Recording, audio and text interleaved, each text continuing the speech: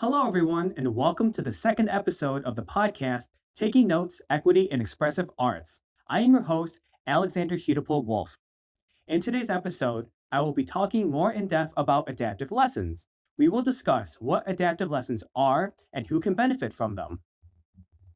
So, some of you might be wondering, what exactly are adaptive lessons? How are they different from traditional music lessons, and who is a good fit for them?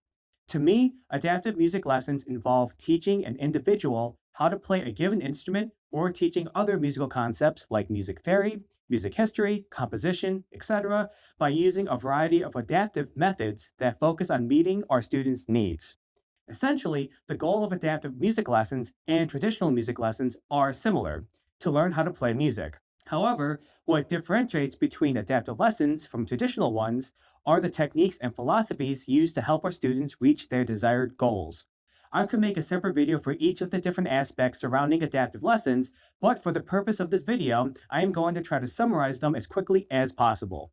If you have any questions about any of the concepts, or if you would like to know more about a specific area of adaptive lessons that I talked about in this video, please feel free to comment below.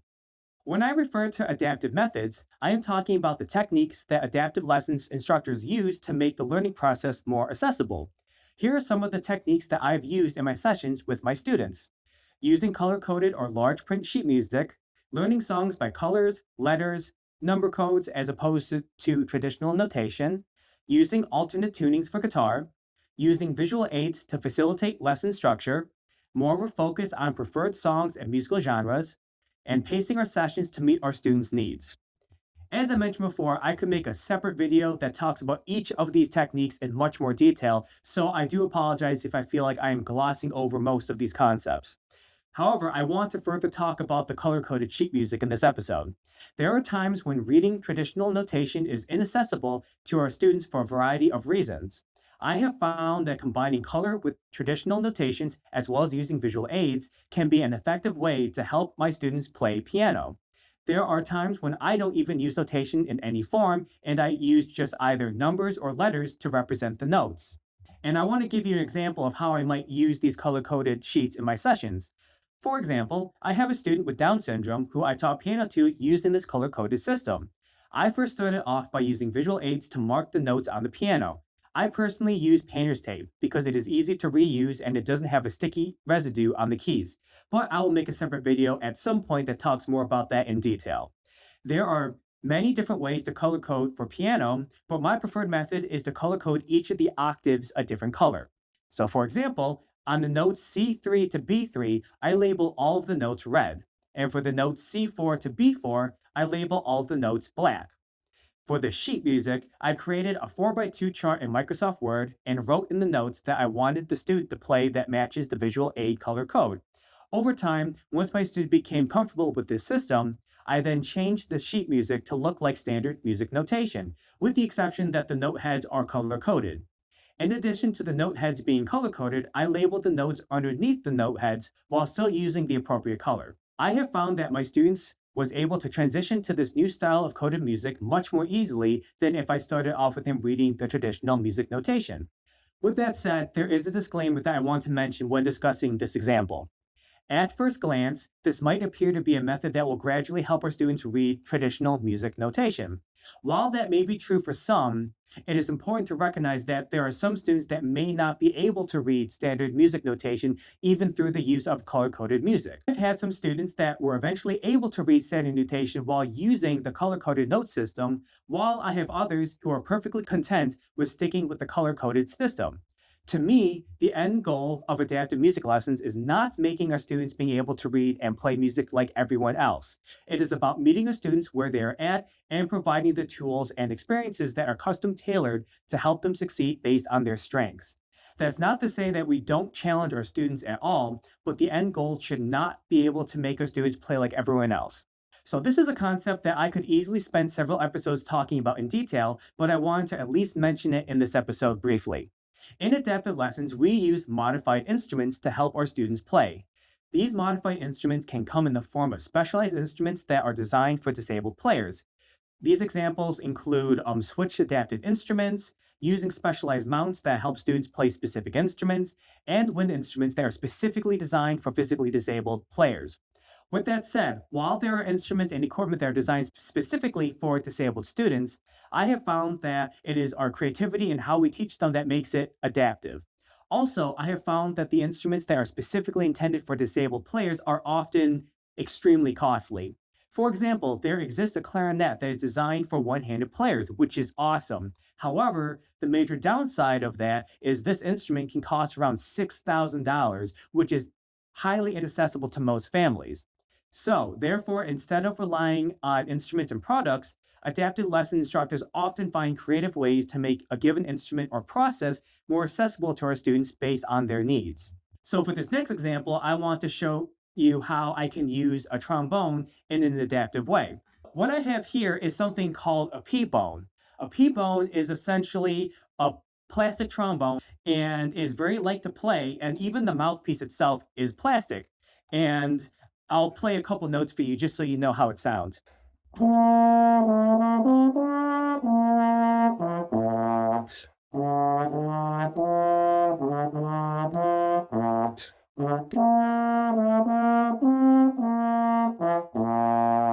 So as you can tell, even though this trombone is 99% made out of plastic, it sounds like a traditional trombone. And so what's really cool about this is I don't believe these P-bones were specifically created with the intention of having disabled players play it. However, there are a lot of qualities about this instrument that I love that could make it really accessible to disabled students. So the first one is the weight. Because it is almost entirely made out of plastic, this is much more easier for students to hold and play rather than with a brass one. Additionally, the price of this is much more accessible compared to that of a traditional student model. When I bought this P-bone a couple years ago, it was roughly around $100. However, unfortunately, I think they went up in price. Compare it to student model trombones, where they can range from $300 all the way up to $1,900. So there is a little bit of a price difference with that. To demonstrate how we can use this adaptively, traditionally in trombone, the way that we hold the horn is we take our left hand and we hold it by the handle right here. So we take our thumb, wrap it around this bar, and we take our hand and we hold the slide like this, while we use our right hand to use the slide like that. And that is traditionally how we typically play trombone. However, for those who struggle more physically with holding a trombone, there are other ways that we can make the trombone more accessible. And the one way is teaching them how to hold it completely differently. So like I mentioned, this is the traditional way of holding it. However, if a student has limited mobility, let's say in their left hand, instead of holding it here, you can hold it here on the slide. So it looks like that. So once again, that's not the traditional way that we hold it, but by changing the way that we typically play the instrument, we can make the instrument much more accessible. I know I skipped over a bunch of techniques regarding adaptive lessons, but I wanted to touch upon the general philosophy of them. At Expressive Arts, we believe in a strengths-based approach regarding our adaptive lessons. This means we focus on our students' strengths rather than their deficits, and throughout that, we craft specific methods and techniques to help our students reach their desired goals. I mentioned beforehand about focusing on client-preferred music and lesson pacing. Often in my lessons, I use music that the client heavily prefers rather than picking them on my own accord. I have found for my students that this fosters more engagement and motivation when it comes to playing music. That is not to say that I won't bring in unfamiliar music to try with my students, but especially when I'm working with a brand new student, my default is typically asking them what music they would like to play. I remember when taking piano lessons back when I was in middle school, I wanted to so badly play Für Elise on the piano. However, my piano teacher at that time said either to the effect of I wasn't ready for it or I was too young to play that piece. Now, to be completely fair, maybe I was too young to play it or maybe too inexperienced, but the fact that she never let me try to begin with is what really bothered me. I was, of course, extremely disappointed at that time that she would not let me play that piece, but I did eventually learn how to play it as I grew older. Maybe if I did try to play, I would have come to my own conclusion that for release was too hard for me to play. But as I said before, she never even let me try. Fast forward to many, many years later, I used to work with a student that I taught piano to at Hochstein. One of the pieces that he wanted to learn was for release. At that time, he did not have an advanced understanding of music theory, but he understood well enough where the notes were located on the staff and on the piano. He also knew how the beginning of the piece sounded. So what I did is I transcribed the beginning part of For Elise and modified some of the notes to make it easier for him to play. He did not use a color-coded system, but at that time I wrote the notes in the sheet music for him. After guiding him through the music, my student was able to play the beginning part of For Elise. I recall him being so excited that he was able to replicate a piece of music on that piano. I could have easily said that he was not ready to play it, and if we were looking at it from a traditional standpoint, he wasn't. However, there are many times that I intentionally sacrifice the conventional theory and techniques for the purpose of helping my student play a specific song or piece that they enjoy. I will definitely talk about that more in detail in a later episode, but that is one of the main philosophies that I personally hold when I do adapted lessons. In adaptive lessons, we pace our sessions that match the needs of our student. This can involve allowing for breaks during lessons to help with regulation, as well as mixing in music concepts versus non-music ones, or spending a large amount of time on one singular concept. Depending on my students' needs, I may intentionally structure in breaks during their lessons. These breaks can come in the form of movement breaks, which essentially allows my students to get up and walk around to help regulate, or it could come where we focus on a completely non-music related activity, which we might do for 5 minutes or so before going back to the music. I have one student that completes an hour-long session with me, and during the halfway point of his sessions, I allow him to use my iPad to draw because it helps regulate him. This is a routine that I purposely built in our sessions together. If a student can fully participate in a lesson doing straight music, great. But if not, allowing times for break can be helpful and encouraged. Regarding music concepts, there are times when I am teaching a student how to play one song for many months. There are some students that I am working with that are still working on quarter note rhythms after a year. The most important trait to have in an adaptive lesson teacher is patience. It is easy for teachers to get impatient if a student is seemingly not understanding a concept after a certain period of time. However, it is important to recognize that some students need more time to fully understand a concept. I have a hot take on who adaptive lessons are for, but to give a general answer first, adaptive lessons can benefit disabled students where traditional lessons are not best fit. The majority of my caseload that I do adaptive lessons with are disabled to some capacity. However, my hot take is that adaptive lessons could be for anyone regardless of disability.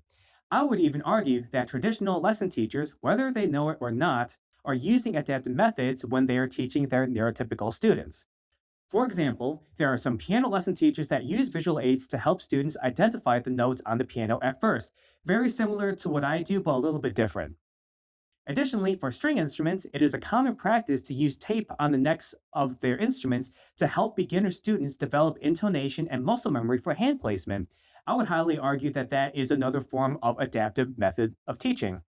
There is an app that one of my cello teachers at Hochstein showed me called Intonia.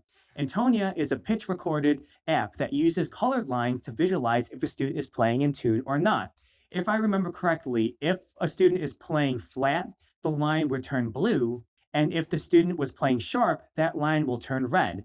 And if they were playing in pitch, the line would be straight white. So that is using a visual aid to help students recognize if they're in tune or not, while still developing their ear. I personally use it when I practice my cello when I want to double check my own intonation as well. I have also used this app with another student of mine who is learning to play violin, and I found that it works well for his needs. To me, adaptive lessons are not simply a combination of techniques that are used to specifically address just disabled students, but it's a philosophy that every student deserves to learn, and it is our job as teachers to discover what method works best for them. I believe this to be the case regardless if a student is disabled or not. So ultimately, my hot take is that every lesson is an adapted lesson to some capacity. Thank you so much for tuning into Taking Notes, Equity, and Expressive Arts. Remember that everyone deserves the opportunity to express themselves in their own unique way. Every voice matters, and every form of expression deserves to be valued. Until next time, keep taking notes.